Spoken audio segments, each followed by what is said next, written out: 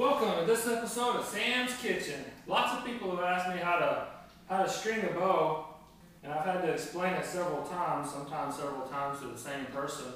And so I figured it would just be easier on me if I made a video, that way I can just send people a link and not have to do any explaining. The first thing you need is a stringer, and this right here, all this is just a big fat piece of leather with I use a hole punch.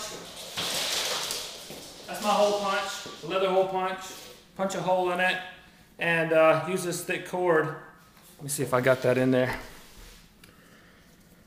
Thick piece of leather with a big knot at the end of it.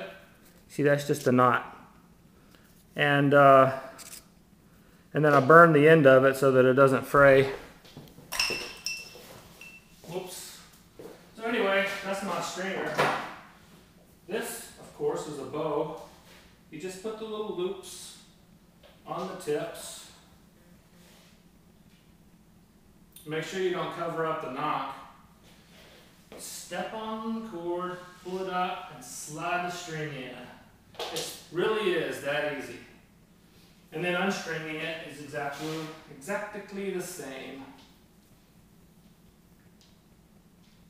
I had one guy who I made a bow for come over, and I had to show him how to string that thing at least 5 times.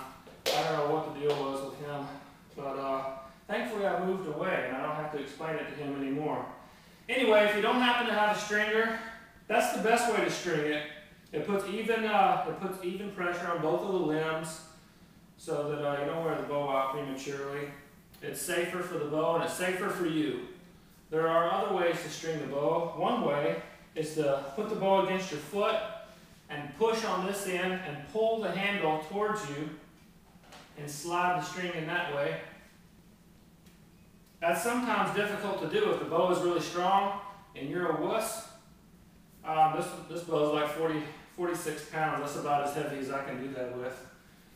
But that's the second best way if you don't have a stringer. The third best way, and this way I do not recommend at all, but you know, if you're in a desperate situation, stick your foot through. This is called the step through method because I step through. Put the bow tip on your foot right there, and you just pull this tip towards you and slide the string in like that. And that's basically it. And you just unstring it exactly the same way. Now the reason this method is not very good is because it puts uneven pressure on the limbs, and you can deform your bottom limb that way. So I don't recommend doing it that way, but if you're ever in a desperate situation, you'll know how to do it. There you have it.